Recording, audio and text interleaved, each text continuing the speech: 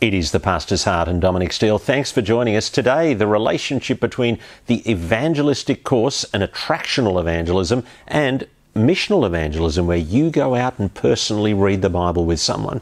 How do those two forms of evangelism best relate, best integrate? Richard Borgonon of the Word One-to-One is our guest. What happened a couple of weeks ago? We were in Kigali for the big Gafcon Conference. Rico Tice of Christianity Explored, Richard Borgonon and I, we just had a broadcast conversation, and then after that we sat down and had a conversation. I thought, Richard, we should talk about this for the Pastor's Heart. And so we recorded an interview then, and here it is for you now. And so thanks for coming in, Richard. Delighted, absolutely delighted. You've been giving some of the main seminars at the conference here, and I just thought it was worth a little bit more exposure and a little bit more time. And you just have a burning heart problem about how we're going ineffectively at evangelism at the moment. Well, the problem, I think, is very simple, and that is that we're not leaving the castle.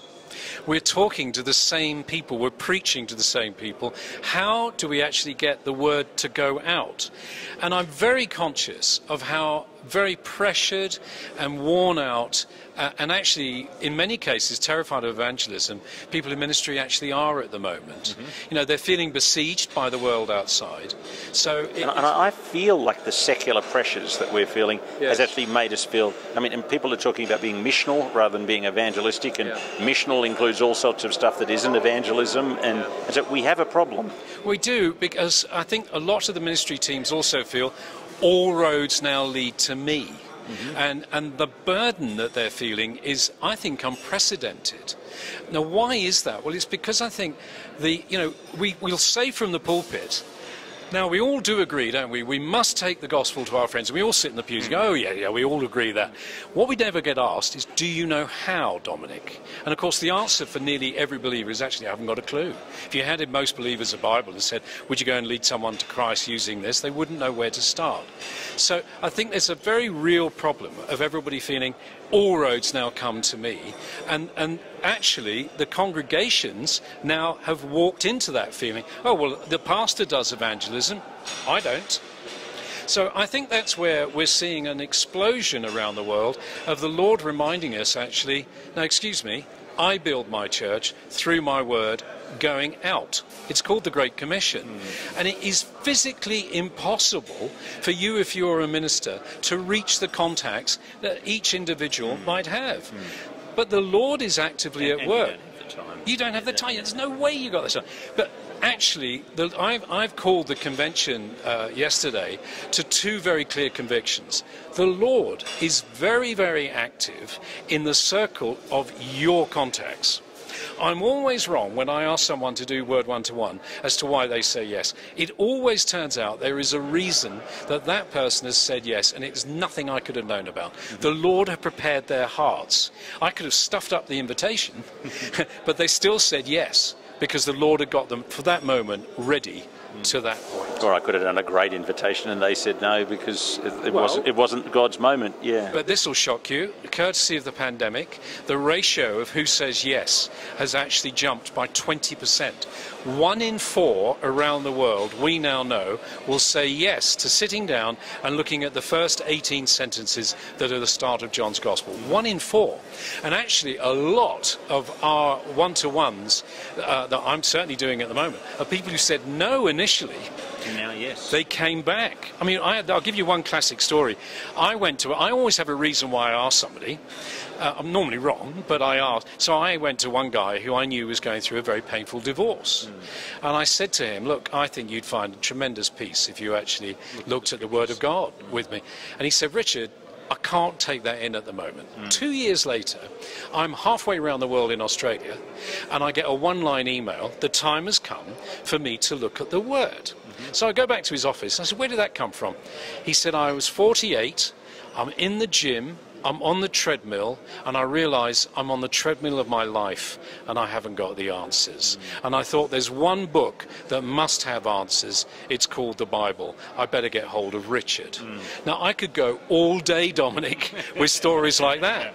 It's extraordinary. I mean, and it's not only that it might be they say no initially, they may stop because the word is so powerful, it halts them in their tracks. I had a very senior guy, I mean, my world's senior businessman, so that's who I see. One guy got through the story of Lazarus, and he said, very true statement, Richard, there's no undoing this knowledge. And it scared him. And the reason it scared him, he's got a very powerful wife, and he hadn't told his wife. That he'd been meeting up with you? Yeah. 2 months later, he rings me up, and he goes, Richard, I cannot get it out of my head. I've got to finish John with me. Now, was that me? No, I've moved on. It's the Lord's at work. So, number one, the Lord is actively at work in the lives of the contacts around you. The second conviction, the power is in the Word. They don't remember what I say. I mean, it is extraordinary how I will be giving all my time, meeting them regularly. Actually, I'm a page turner. I'm a Bible sharer. They don't remember what I say. They get fixated on what the Word says. And they say around the world the same statement in some form of words. It's this, and it will shock, I'm sure, some of your listeners. The non-Christian says at the end of 18 sentences of John 1, why has no one ever shown me this before? So we think that we in our faith we're being told that we're politically incorrect now. Actually, the world is desperately short of answers. What they're doing, they know, is not the answer. In the pandemic, the reason the 20% increase was clear is that people lost the things that they were putting their trust in. They couldn't access the boat to go sailing, or the car to go, or the bike to go out on. And suddenly, or their job was different, they didn't have answers to their life. And the Bible has answers.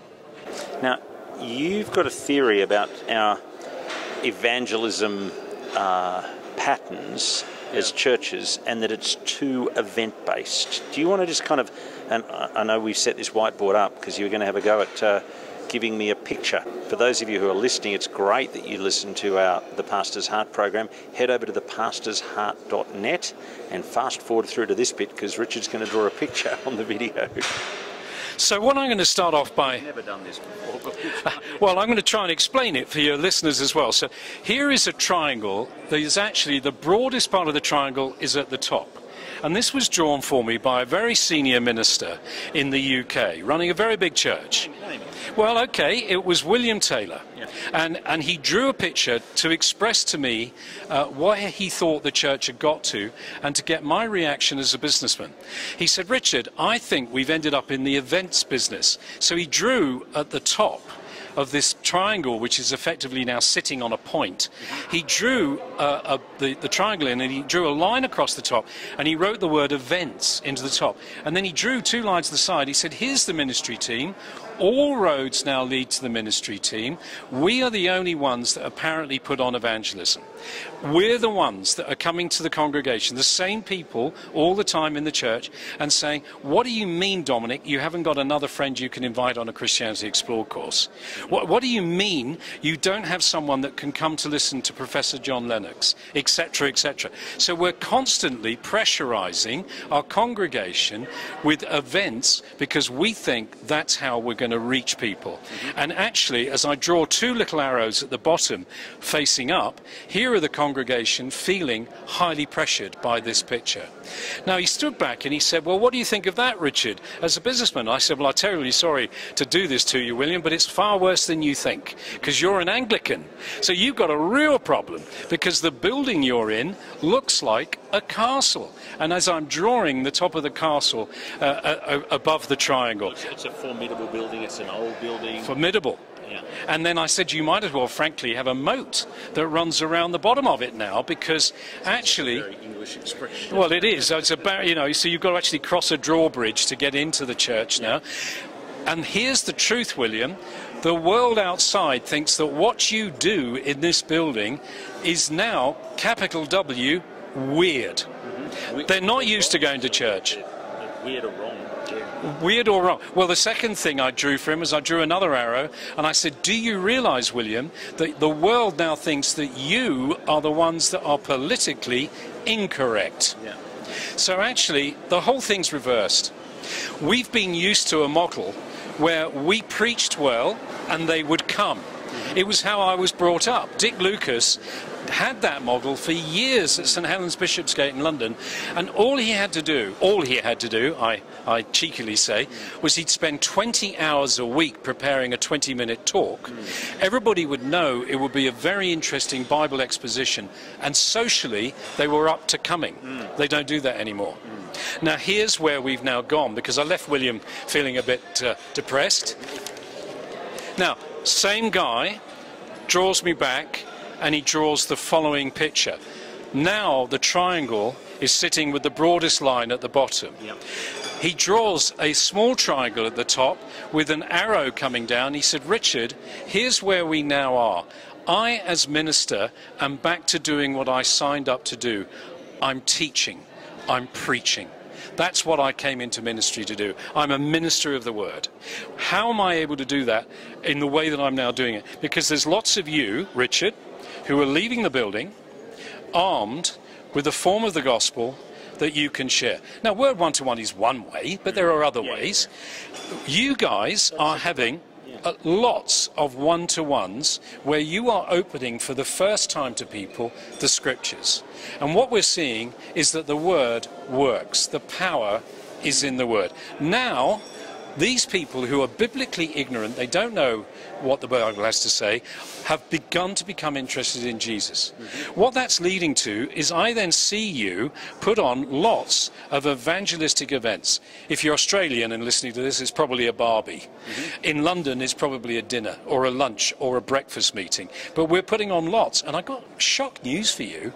People who are doing, in my case, Word One-to-One, who haven't yet become a Christian, are saying to their friends what a highlight of their week it is. I mean, that's the experience with anybody really who is discovering these ideas for the first time, because the rest of the life is trivia. But Dominic, what shocked me was they then say, can I bring my friends to an event where you explain what I'm doing, which actually leads to more one-to-ones. Yeah. Okay. Now, what's the entirety of this box? Well, actually, it's this. We're introducing the big Jesus. Now people are getting an education as to who Jesus is and what he said. They are now actually, I mean, and don't be surprised that if you're doing, for example, 21 chapters of John, you're probably having at least 20 coffee meetings with me. The gospel has chugged from verse to verse to verse, introducing Jesus to you. Guess what? And you're doing 16 evangelistic meetings a week. That's 21, bro. 21. That's a lot of coffee you're drinking. I'm coming up, because we're doing this in a short time, I'm coming across like I've had 10 today. I haven't, I promise you. But the point about this is now I'm interested in Jesus. What that leads to is they then ask us, what do I do next? Which is where Christianity Explored comes along. Yep. Now, this is the cake. Here's the icing. Because now, actually, I've been meeting just with you, and you've been graciously giving me your time one-to-one. You've modelled church. But now you're bringing them into an engine. Exactly right. Now I'm socially prepared to meet with others. I'm prepared to be asked questions, which is exactly what CE does as a course. And by the time I've finished, if you haven't given your life to Christ here, it's highly likely you've given your life to Christ here. Now, what does then CE do, which is very much more difficult for here, is they bring you into church. Now, William, we went through this. He said, well, what do you think of that as a businessman? And I immediately said, well, listen, William, any businessman is going to draw a circle around that and say that is how God builds his church, because in business circles, we would call that a self-feeding mechanism. That is where we need to go. The problem with this is the castle picture. What we're seeing. It's exhaustion here. It is a belief now that I don't have a responsibility. I don't have a ministry. I come to here like the Tesla making it back to the charging station. I mean, Dominic, that's what I was like. I've been transformed by being able to share the gospel. As a senior guy, I was coming into the castle going, phew, I've survived another week. Please plug my spiritual charging cable into the mains. I've come for you to teach me really well. I've come for great worship, great prayer and great fellowship, all the bedrocks of what we teach and have and enjoy in the church. But the problem is, at the end, I was disconnecting, like the Tesla, disconnecting my charging cable, expecting to drain out down here. Well, brother, I don't do that anymore. Because the reason is, in here, this is all about Jesus being at work.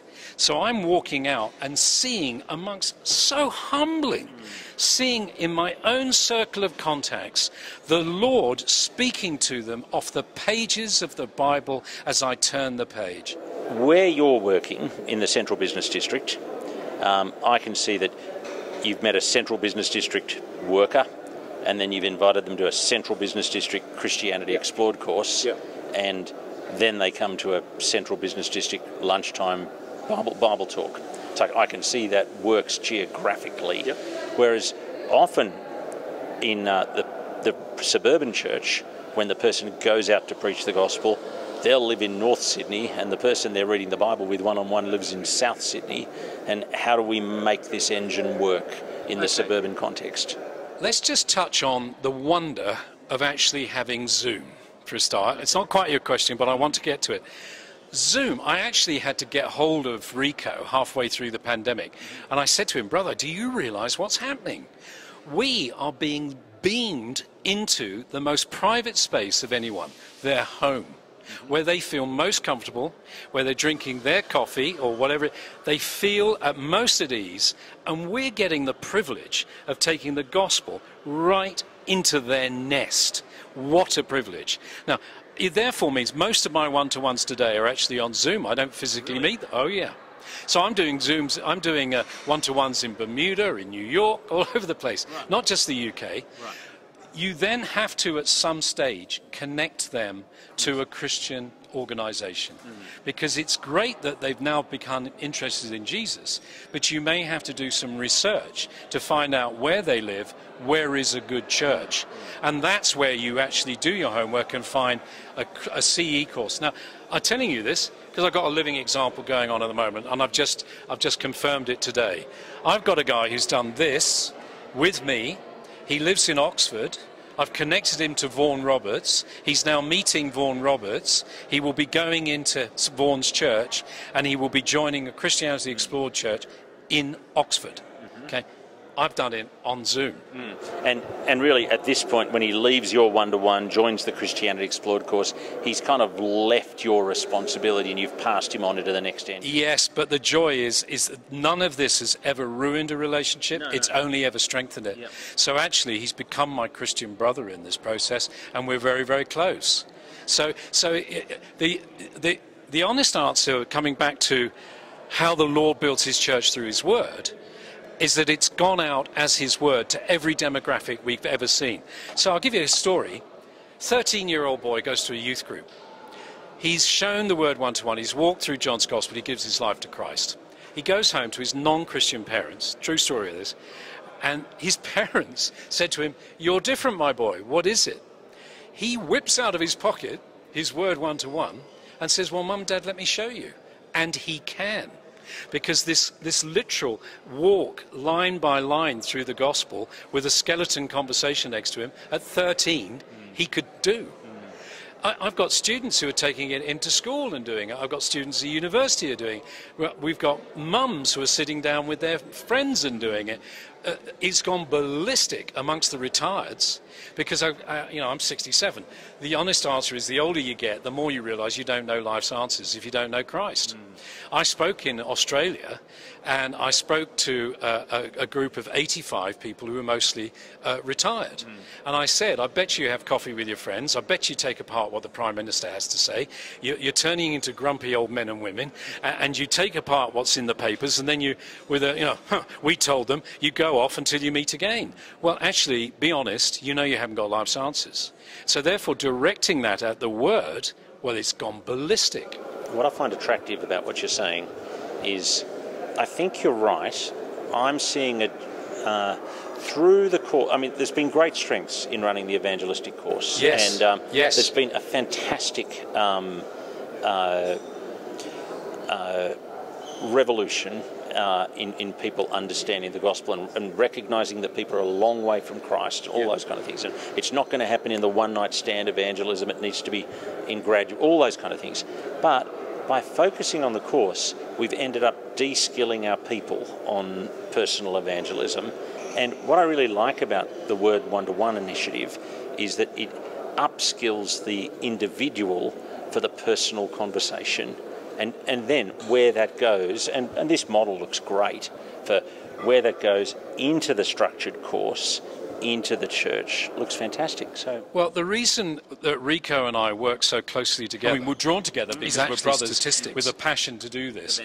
Evangelism. But actually, here's the problem for any course, and you could write any course letters in here around the world, any course. I'm not just talking about CE.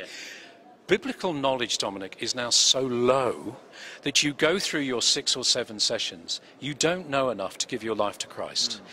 There's 2 dangers. One is you could say, well, I looked, especially if somebody runs it badly and you're pressured, not so much a problem with CE, it is a problem I know in particularly one other course. You get to the end, they pressurize you to make a decision, you're not ready. I've looked at Christianity, wasn't for me. This actually is proving to have to be that they do the course more than once. Often I know of many statistics which are geared on, it was on the 3rd time through the whole course that finally they had enough information. Now, that is what Rico and I are finding. That is smashed to once. If actually someone has been living, loving church, introducing Jesus to you, now you come to the discipline and clarity of the course in Mark, in the case of Christianity Explored, and you do give your life to Christ. If you don't, and if you haven't done this, what churches are doing is after the course, instead of suggesting you do it again, the minister is pairing you off from somebody in the church to do Word One-to-One. What we're doing is we run the course, and we find we're running 4 courses a year, so essentially in the 4 school terms. And we're scooping people in through Christmas, we're scooping people in through Easter. We run some sort of evangelism event in 3rd term and beginning, and we scoop people in. And then we find we're running on a Monday night, we're doing it over a dinner. We find rarely, some have come to Christ at the end of the course. I would say most haven't, but they do like reading the Bible. And so they want to keep meeting. So we run another course, we just call it Introducing Jesus or Knowing Jesus. And that course we actually change the syllabus. Sometimes we run the Matthias Media just for starters. Sometimes we'll run Mark's Gospel. Sometimes we'll run different things. We sometimes do apologetics questions. We just run what we think would be useful for that particular group, and then we find them trickling into the kingdom over the next 9 months. But it's the people who want to run. There's conversations about courses where people want to run. They want to shorten the length of the course. Yeah. Well, I think that's mad. It is madness, I'm afraid. I'm finding at the end of our 7 weeks, they're only just beginning to get it. So now imagine, obviously, I'm not saying to the individual that meets me for 18 sentences, by the way, you're about to sign yourself up for the next 21. But don't be surprised, why should we be surprised, if actually, on top of the 6 to 7 weeks that represents, is if I'm spending the next 52 weeks... Yeah. And for some of them, it is that long. And it is that long. Now, if you're a mum and you're meeting your friend 3 times a week, it might be 3 months. Retireds, you might do it that quickly. For businessmen, I may be seeing them once every 10 days. Although we are finding that by the time they get to there, they're also prepared to come to church. Yes. So my point about this is the whole of this, every single meeting was geared on the gospel. Line by line. And my trust now is implicitly in the power of the Word. It's not about me. Richard Borgonon has been my guest on The Pastor's Heart, and he is the founder or author behind Word One-to-One. And do go and Google that, check that out. Thanks for being with us, and we'll resume our normal kind of format next Tuesday afternoon.